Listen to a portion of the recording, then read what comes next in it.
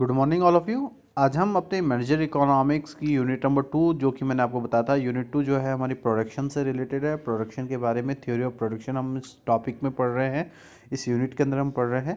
पिछले लेक्चर के अंदर मीन्स लेक्चर नंबर 9 के अंदर हमने प्रोडक्शन के बारे में पढ़ा। प्रोडक्शन क्या है, इनपुट कौन कौन से हैं, हमारे आउटपुट क्या हैं, फिक्स्ड और वेरिएबल फैक्टर्स क्या हैं, हमारे कौन कौन सा टाइम ड्यूरेशन होता है प्रोडक्शन करने का, शॉर्ट रन, लॉन्ग रन, उसके बारे में हमने पिछली यूनिट लेक्चर के अंदर कंप्लीट डिस्कस कर लिया है।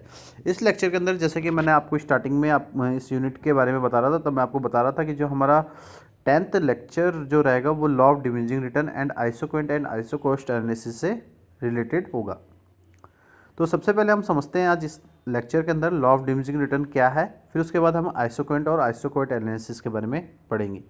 Law of diminishing return to a factor states that if more and more units of variable factor are employed with fixed inputs, eventually a point will come after which the marginal product of that input will fall. Law of diminishing return to a factor ये कहता है कि जब हम ज़्यादा से ज़्यादा unit variable factor की मीन्स लेबर्स की जब किसी फिक्स इनपुट के साथ एम्प्लॉयड करते हैं, तो इवेंचुअली क्या होता है कि एक ऐसा पॉइंट आता है कि जब हमारा जो मार्जिनल प्रोडक्ट है मीन्स एमपी जो है उसका जो इनपुट है वो धीरे धीरे कम होने लगता है। मीन्स कि अगर हम ज़्यादा से ज़्यादा वेरिएबल फैक्टर्स लेबर्स को प्रोडक्शन के अंदर लगाएंगे अपने फिक्स इनपुट्स के साथ, जैसे लैंड के साथ, प्लांट एंड मशीनरी के साथ, तो कुछ टाइम बाद क्या होगा कि जो हमारा इनपुट है ना, वो हमारा कम होने लगेगा, जो कि law of diminishing return to a factor कहता है। अगर अदर वर्ड्स के अंदर हम बात करें तो ये लॉ बताता है कि जो इंक्रीज़ हो रहा है हमारे वेरिएबल फैक्टर्स की यूनिट्स के अंदर, वो हमें हमेशा हमारे अदर फैक्टर के साथ कांस्टेंट रखना होता है।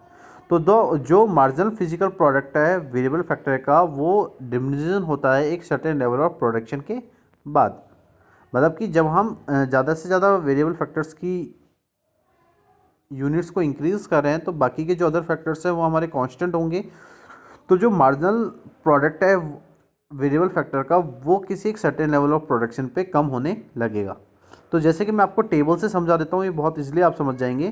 कि मान के चलो कि मेरे पास एक लैंड है जो कि फिक्स है ना, मेरी लैंड है और वहाँ पे मेरी फैक्ट्री सेटअप है, मेरे को प्रोडक्शन करना है कुछ यूनिट्स का। तो लैंड है जो मेरा, वो मैंने क्योंकि फिक्स फैक्टर है मेरा, तो मैंने जो लैंड है एकड़ के अंदर वो 111 यूनिट्स में रख दी। और जो मेरा वेरिएबल फैक्टर है मींस लेबर है यूनिट्स, वो मैंने बढ़ा दी, क्योंकि मेरे को अपनी जो वेरिएबल फैक्टर्स है उनको इंक्रीज़ करना है। वही हम अभी law of diminishing marginal utility में पढ़ रहे थे, मार्जिनल में। तो जो वेरिएबल फैक्टर्स है उनकी जो लेबर यूनिट्स हैं उनको हम इंक्रीज़ कर देते हैं 4, 5, 6, 7। और जो जब मैंने आपको ये बताया था कि जब हम वेरिएबल फैक्टर्स की यूनिट्स को इंक्रीज़ करते हैं तो हमारा प्रोडक्शन भी बढ़ता है। तो जैसे जब मैं 4 लेबर लगा रहा था तो 30 का प्रोडक्शन हुआ, 5 लेबर मैंने लगाई मीन्स एक लेबर और एक्स्ट्रा की तो 55 का प्रोडक्शन हुआ। फिर मैंने एक और एक्स्ट्रा की तो मीन्स 6 लेबर हो गई, तो वो ज़्यादा प्रोडक्शन कर रही है, 75 का कर रही है। अब उससे ज़्यादा एक और लगा दी तो मीन्स 7 लेबर हो गई। अब 7 लेबर पिछली वाली जो यूनिट्स थी उससे ज़्यादा प्रोडक्शन मुझे करके दे रही है। तो जब मैं मार्जिनल प्रोडक्ट कैलकुलेट करूँगा, तो जब मेरे पास लेबर 4 थी और मैं 30 का प्रोडक्शन कर रहा था, इससे पहले मैं कोई प्रोडक्शन कर नहीं रहा था, इससे पहले कोई टोटल प्रोडक्शन है भी नहीं। जब मैं 4 लेबर के यूनिट्स को करके 30 का प्रोडक्ट कर रहा था, तो उस समय मेरी मार्जिनल प्रोडक्ट नहीं होगी, क्योंकि ये मेरा इनिशियल टोटल प्रोडक्ट मतलब पहला टोटल प्रोडक्ट है। तो जब पहला टोटल प्रोडक्ट की बात करते हैं तो इससे पहले कोई नहीं है, तो हमारा जो मार्जिनल प्रोडक्ट है वो डैश रहेगा। लेकिन 4 से 5 जब वेरिएबल फैक्टर इंक्रीज़ हुआ तो हमारा टोटल प्रोडक्शन 30 से 55 हुआ, तो कितना इंक्रीज़ हुआ, 25 इंक्रीज़ हुआ। तो 25 मेरा क्या हो गया, मार्जिनल प्रोडक्ट हो गया। 5 से 6 को जब मैं देखूँ तो 5 से 6 जब मेरी लेबर्स इंक्रीज़ हुई, तो जो मेरा टोटल प्रोडक्ट है वो 55 से 75 हो गया। तो कितना इंक्रीज़ हुआ, 20 इंक्रीज़ हुआ। तो एमपी मेरा क्या होगा, 6 लेबर यूनिट्स में 20। और जब मेरी 6 से 7 लेबर हुई तो जो मेरा टोटल प्रोडक्शन है वो 75 से 90 हो गया, मीन्स 15 इंक्रीज़ हो गए। तो आप ये देखेंगे कि जब मैंने नेक्स्ट लेबर यूनिट को इंक्रीज़ किया तो मेरा जो टोटल प्रोडक्शन है वो कुछ ही इंक्रीज़ हुआ और मेरा मार्जिनल प्रोडक्ट पहले वाले से कम हो गया। तो ये हमारा क्या है, लॉ ऑफ डिमिनिशिंग रिटर्न। तो ये क्या है कि एमपी पहले क्या हो रहा था, इंक्रीज़ हो रहा था। तो हमारे पास दो एक्सिस है, ओ एक्स एक्सिस पे हमने लैंड रख लिया, मीन्स फिक्स फैक्टर्स रख लिए, OY पे हमने वेरिएबल फैक्टर्स रख लिए। और आप ये देखेंगे कि जब हम वेरिएबल फैक्टर्स के बिहाफ पे देख रहे हैं तो मार्जिनल प्रोडक्ट पहले बढ़ रहा है, फिर धीरे धीरे कम होता जा रहा है। तो ये धीरे धीरे जो MP है हमारा मार्जिनल प्रोडक्ट है वो कम हो रहा है। इसके बाद हम समझते हैं आइसोक्वेंट क्या है। अगर हम आइसोक्वेंट या आइसो प्रोडक्ट कर्व की बात करें तो इसका मतलब क्या होता है कि जो लोकस है various combination of two factors of production का, वो हमें सेम लेवल ऑफ आउटपुट देता है किसी प्रोड्यूसर को। मीन्स आइसोक्वेंट का मतलब है जब हम जो हमारे फैक्टर्स ऑफ प्रोडक्शन हैं उनका इस तरीके से कॉम्बिनेशन बनाएं कि जो हमें सेम लेवल का आउटपुट दे अपने प्रोड्यूसर को, तो वो होता है आइसोक्वेंट। कि हम जो भी फैक्टर्स ऑफ प्रोडक्शन ले रहे हैं उसका ऐसा कॉम्बिनेशन बनाए कि वो हमें एक जैसा आउटपुट दें। तो अगर अदर वर्ड्स के अंदर हम बात करें तो आइसोक्वेंट कर्व शो करता है उस various combination of two factors of production का जहाँ पे प्रोड्यूसर को इन डिफरेंट मीन्स न्यूट्रल या ईच ऑफ गिव्स हिम या इक्वल लेवल ऑफ आउटपुट, जहाँ पे प्रोड्यूसर को एक जैसा ही आउटपुट मिल रहा है। तो इसको हम एक टेबल से समझते हैं, मीन्स शेड्यूल से समझते हैं। तो कॉम्बिनेशन ले लिया हमने ABCDE, और कॉम्बिनेशन जो हमने लिए ABCDE उसमें जो हमारे फैक्टर्स हैं वो कौन कौन से हैं, लेबर और कैपिटल। लेबर और कैपिटल को हमने अपने फैक्टर्स ऑफ प्रोडक्शन में ले लिया।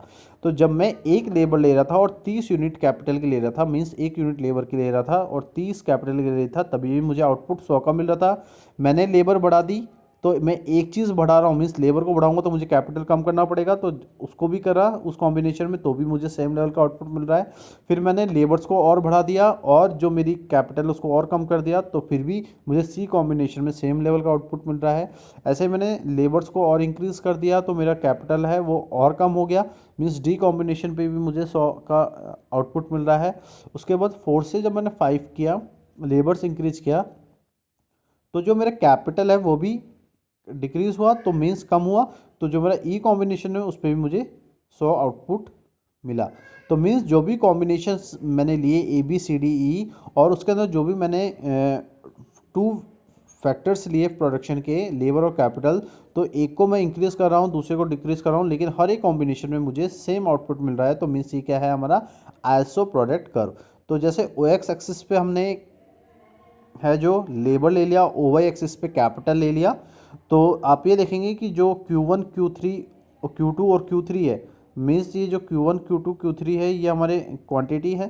तो L1 L2 हमारे लेबर्स है जो कि इंक्रीज़ कर रहे हैं जब हम कैपिटल को कम कर रहे हैं। तो जो आइसोक्वेंट हैं 1 2 3 वो हमें सेम लेवल का आउटपुट दे रहे हैं। ठीक है। उसके बाद हमारा जो नेक्स्ट टॉपिक है वो है MRTS। MRTS का मीन्स होता है marginal rate of technical substitution. इसको हम कह सकते हैं कि ये होता है स्लोप ऑफ आइसोक्वेंट कर्व। पहले हमें समझना चाहिए MRTS क्या है। MRTS का मतलब है marginal rate of technical substitution. ये वो रेट होती है जो कि एक पर्टिकुलरली किसी सब्सटीट्यूट फैक्टर से, मतलब एक वन फैक्टर हमारा सब्सटीट्यूट होगा और हम विलिंग कर रहे हैं कि हम उसको उससे सब्सटीट्यूट करें जिससे हमारा जो लेवल ऑफ आउटपुट है उसमें कोई भी चेंजेस ना हो। मीन्स MRTS एक वो रेट है जो कि पर्टिकुलरली ये विलिंग करती है कि जब हम सब्सटीट्यूट करते हैं एक फैक्टर का दूसरे फैक्टर से, तो उससे हमारा जो लेवल ऑफ आउटपुट है वो चेंज नहीं होता है। तो अदर वर्ड्स के अंदर हम बात करें तो MRTS is defined as the amount of capital the producer is willing to give us to employ 1 additional unit of labour so that the same level of output is maintained. कि MRTS का मतलब क्या है कि जो भी amount है capital की जो कि एक प्रोड्यूसर विलिंग कर रहा है कि जब उसको वो एम्प्लॉय करेगा, मीन्स उस कैपिटल को जब लगाएगा तो उसको एक एडिशनल यूनिट ऑफ लेबर चाहिए होगी, तो उससे उसे सेम लेवल ऑफ आउटपुट को मेंटेन करना होगा। तो MRTS का जो शेड्यूल है वो मैं आपको बता देता हूँ। तो following table show the 5 such combination of L and K which gives the producer same level of output. तो कॉम्बिनेशन है हमारे ABCDE सेम। तो लेबर और कैपिटल हमने टू फैक्टर्स ले लिए, तो 1 2 3 लेबर्स को मैं इंक्रीज़ कर रहा हूँ, कैपिटल्स को मुझे डिक्रीज़ करना होगा, लेकिन हमें सेम लेवल का आउटपुट मिल रहा है। ठीक है, यहाँ तक हमने पिछले टॉपिक में पढ़ा था। अब MRTS हम यहाँ से कैसे कैलकुलेट करेंगे। तो MRTS क्या होता है, L/K। L/K मतलब क्या है कि कितना हम लेबर यूज़ कर रहे हैं, कितनी कैपिटल यूज़ कर रहे हैं एडिशनल। तो आप ये देखेंगे कि जब हम फर्स्ट कॉम्बिनेशन पे देख रहे हैं ये पे, तो इससे पहले 1 से पहले कोई लेबर नहीं थी, 15 से पहले कोई कैपिटल नहीं था, तो वहाँ पे हमारा जो MRTS है वो डैश आएगा। बी कॉम्बिनेशन पे आप ये देखेंगे कि जब बी कॉम्बिनेशन पे हम ये देख रहे हैं, है ना, तो कैपिटल जब हम देखेंगे तो कैपिटल जो है वो 5 हो रहा है, और जो रेशियो जो चेंजेस हो रहे हैं लेबर्स में वो कितने के हो रहे हैं, 1 के हो रहे हैं। उसके बाद जैसे ही हम सी कॉम्बिनेशन में देखेंगे तो वहाँ पे जो कैपिटल है वो 4 का रेशियो चेंज हो रहा है और लेबर्स 1 की हो रही है। मीन्स लेबर तो एक एक यूनिट्स की हो रही है, बाकी चीज़ें देखें हम तो बाकी की चीज़ें मतलब कि 4 के मतलब कि 15 से 11 हो रही है, 4 हो रही है, तो 4 के 1L हो जाएगा बी कॉम्बिनेशन में। सी कॉम्बिनेशन में आप देखेंगे कि 11 से 8 हो रही है, मीन्स 3 के कम हो रहा है, तो 3 के, और लेबर 2 से 3 हो रही है तो 1L हो जाएगा। और ये थोड़ा सा MRTS यहाँ पे गलत कैलकुलेट किया है, आपको के का डिफरेंस देखना है, तो 15 से 11 हो रहा है तो मतलब कितने का, 4 का डिफरेंस होता है 4 के, और लेबर का कितना हो रहा है, 1 से 2 हो रहा है तो 1 का चेंज हो रहा है, तो 4 के रेशियो 1L। 2 से 3 हो रहा है, 1 लेबर का हो रहा है, 11 से 8 हो रहा है, 3 का हो रहा है, तो 3 के 1L। 3 से 4 हो रहा है, 1 का हो रहा है, 8 से 6 हो रहा है, 2 का हो रहा है, तो 2 का 2 के 1L, और लास्ट हो रहा है 4 से 5, 6 से 5, तो 1 के इक्वल्स टू 1L। तो इस तरीके से हम MRTS कैलकुलेट करते हैं। और MRTS का मतलब मैंने आपको बताया कि जो भी अमाउंट है हमारे कैपिटल का जो कि एक प्रोड्यूसर विलिंग कर रहा है एक एडिशनल यूनिट ऑफ लेबर को एम्प्लॉय करने के लिए, तो जो उससे भी हमें क्या कर रहे हैं, हम सेम लेवल का आउटपुट ले रहे हैं।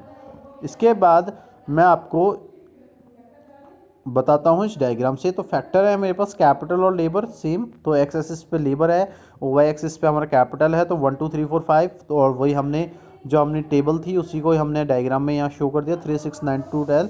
तो आप ये देख रहे हैं, तो आपको जो मैंने बताया था के और एल का जो वो था, तो एल तो 1 की चेंजेस हो रही है, और बाकी जो चीज़ें जो कैपिटल है वो 4 का हो रहा है, फिर 3 का हो रहा है, फिर 2 का, फिर -1 का। तो इस तरह जो हमारा IP है ना, आइसोकरेंट प्रोडक्ट कर्व है, वो इस तरीके से डाउनवर्ड स्लोप में बनेगा। इसके बाद हम समझते हैं आइसो कॉस्ट कर्व और आइसो कॉस्ट लाइन को। तो सबसे पहले मैं आपको इसके बारे में बताता हूँ कि आइसो जो कॉस्ट कर्व है वो एक लोकस पॉइंट है जो कि रिप्रेजेंट करता है उन कॉम्बिनेशन को जहाँ पे जो 2 फैक्टर्स हैं हमारे प्रोड्यूसर के वो एम्प्लॉय हो रहे हैं। तो जो प्रोड्यूसर है वो एग्जैक्टली क्या होता है, प्रोड्यूसर रिसोर्सेज के एग्जैक्टली इक्वल होता है। तो अदर वर्ड्स की अगर हम बात करें तो जो आइसो कॉस्ट लाइन रिप्रेजेंट है वो उन ऑल कॉम्बिनेशन का रिप्रेजेंटेशन है 2 फैक्टर्स का, लेबर और कैपिटल का, जो कि एक प्रोड्यूसर ने एम्प्लॉय किए हैं अपने गिवन रिसोर्सेज से और गिवन प्राइजेस से उन 2 फैक्टर्स के लिए। और थर्ड पॉइंट है क्या है कि ई जो पॉइंट है हमारे आइसो कॉस्ट लाइन का वो सेम लेवल का level of total cost represent कर रहे हैं। मतलब कि जो भी हर एक पॉइंट है मीन्स आइसो कॉस्ट लाइन का वो हमें उस पर्टिकुलरली लाइन की टोटल कॉस्ट भी बता रही है, इसलिए इसको आइसो कॉस्ट भी कहते हैं। अब देखें, अब टेबल से आप बहुत जल्दी इसको समझ लेंगे कि अगर मेरे को टोटल कॉस्ट पता करनी है मीन्स टोटल आउटले पता करना है, तो उसके लिए एक फॉर्मूला मैं आपको बता देता हूँ पहले। PL into QL means price of labour into quantity of labour bracket close, plus PK into QK means price of capital and quantity of capital. तो इससे हमारे पास क्या आ जाएगा, PR आ जाएगा, है ना। तो जो टोटल आउटले है उसका फॉर्मूला मैंने आपको बता दिया। तो यहाँ पे कॉम्बिनेशन ले लिया हमने 6 कॉम्बिनेशंस ABCDEF, लेबर्स यूनिट्स में हमने इंक्रीज कर दी और कैपिटल हमने यहाँ पे डिक्रीज कर दिया। तो लेबर जो हमने लिया है वो 0 1 2 3 4 5 लिया है और कैपिटल लिया है 10 8 6 4 2 और 0। अब टोटल आउटले करना है, तो आप ये देखेंगे टोटल आउटले में जो प्राइस है लेबर की, तो आपको क्वेश्चन में नीचे दे रखा है, आप क्वेश्चन देखेंगे suppose that the producer has 100 rupees to employ on labour and capital, कि एक प्रोड्यूसर के पास 100 रुपये हैं और वो लेबर और कैपिटल पे लगाना चाहता है उन 100 रुपये को। तो जो प्राइस है लेबर और कैपिटल फैक्टर्स की वो 20 रुपये और 10 रुपये, कि जो लेबर है वो 20 रुपये लेगी और जो कैपिटल है वो 10 रुपये पर यूनिट का होगा। तो जो बेसिस है इन्फॉर्मेशन से उससे हमें ऊपर के आउटलेस निकालना है। तो जब 0 लेबर थी तो 0 लेबर 20 रुपये के हिसाब से 20 इंटू 0 प्लस 10 कैपिटल थी और 10 उसकी प्राइस थी, तो 10 इंटू 10 इक्वल्स टू 100। ठीक है, जो PL है और PK है मीन्स PL और PK वो सॉरी PL और QL, है ना, वो आप यहाँ से नीचे प्राइजेज में से देख लें जो कि 20 और 10 रुपये, है ना।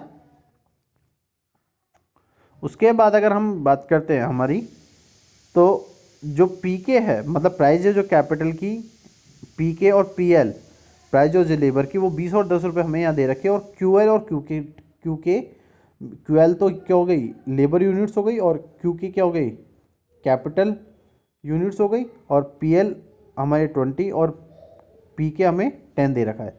तो इस तरीके से हम टोटल आउटले कैलकुलेट करेंगे। तो हमें जब टोटल आउटले कैलकुलेट कर रहे हैं हर कॉम्बिनेशन पे, हम तो भी हमें वो सेम कॉस्ट प्रोवाइड कर रहे हैं। तो सेम कॉस्ट जब हमें दी जाएगी हर एक कॉम्बिनेशन से जो कि हमने लेबर और कैपिटल को एम्प्लॉय करके लिया है, तो जो हमारा आइसो प्रोडक्ट कर रहे हैं वो उसको शो करेगा। उसके बाद हम पी एल अपॉन पी के देखेंगे। तो आप ये देख रहे हैं कि फर्स्ट स्टेज पे मीन जब कॉम्बिनेशन ए था तो लेबर 0 थी, कैपिटल यूनिट्स में 10 था, तो इससे पहले कोई भी कॉम्बिनेशन नहीं था इसलिए डैश था। फिर ए से बी कॉम्बिनेशन में देखेंगे तो लेबर्स 1 का इंक्रीज हुआ और 10 से 8 मीन्स 2 का कैपिटल डिक्रीज हुआ, तो 2 के रेशो 1L। ऐसे 8 से 6 हुआ, 1 से 2 हुआ तो 2 के रेशो 1L, 6 से 4 हुआ, 2 से 3 हुआ तो 2 के रेशो 1L, 4 से 2 हुआ तो 2 के, 3 से 4 हुआ तो 1L, 2 से 0 हुआ तो 2 के 2 का चेंज हुआ रहा है, और 4 से 5 हो रहा है तो 1L का हो रहा है। तो ऐसे इस तरीके से हम पी एल अपन के भी कैलकुलेट करेंगे।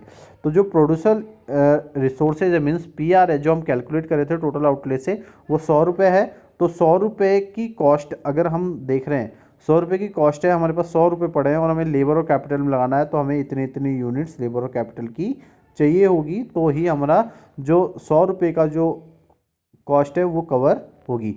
तो इस इक्वेशन के अंदर आप ये देखेंगे कि जो इक्वेशन है कॉस्ट लाइन की उसके अंदर हम पी आर कैलकुलेट करते हैं means total outlay means producer resources calculate करते हैं, जो कि फॉर्मूला होता है P L into Q L plus P के इंटू क्यू के। पी एल हमारी क्या है प्राइस ऑफ लेबर, पी के क्या है price of capital, Q L क्या है क्वांटिटी ऑफ लेबर, और क्यू के क्या है क्वांटिटी ऑफ कैपिटल, और पी आर क्या है प्रोड्यूसर रिसोर्सेज। तो ये हमने इस लेक्चर में पढ़ा और इस तरीके से हमने इसका कैलकुलेशन भी देख लिया। और आईएसओ कॉस्ट लाइन की आप बात करेंगे तो जैसे आईएसओ कॉस्ट कर्व होता है, आईएसओ प्रोडक्ट कर्व होता है मीन्स डाउनवर्ड स्लोप होता है, ऐसी आईएसओ कॉस्ट लाइन भी होती है क्योंकि वो भी सेम वैरी होती है। और जो इसके सेंटर जो पाथ होता है मीन्स कि अगर हम जो ये लाइन है इसके अंदर का पार्ट देखें मीन्स डाउनवर्ड देखें तो डाउनवर्ड जो स्पेस होती है वो फैक्टर स्पेस होती है। तो ये इस तरीके से हम आईएसओ प्रोडक्ट कर्व को और आईएसओ कॉस्ट लाइन को समझ सकते हैं, जो कि हमें कॉस्ट और प्रोडक्ट कर्व को देखने के लिए यूज़ किया जाता है, जिससे हमें सेम लेवल का आउटपुट मिलता है हर एक कॉम्बिनेशन से जो कि हमने अपने फैक्टर्स ऑफ प्रोडक्शन में लिया होता है। तो आज का लेक्चर यहीं कंप्लीट हुआ। आज के लिए इतना ही। Thank you so much and have a nice day.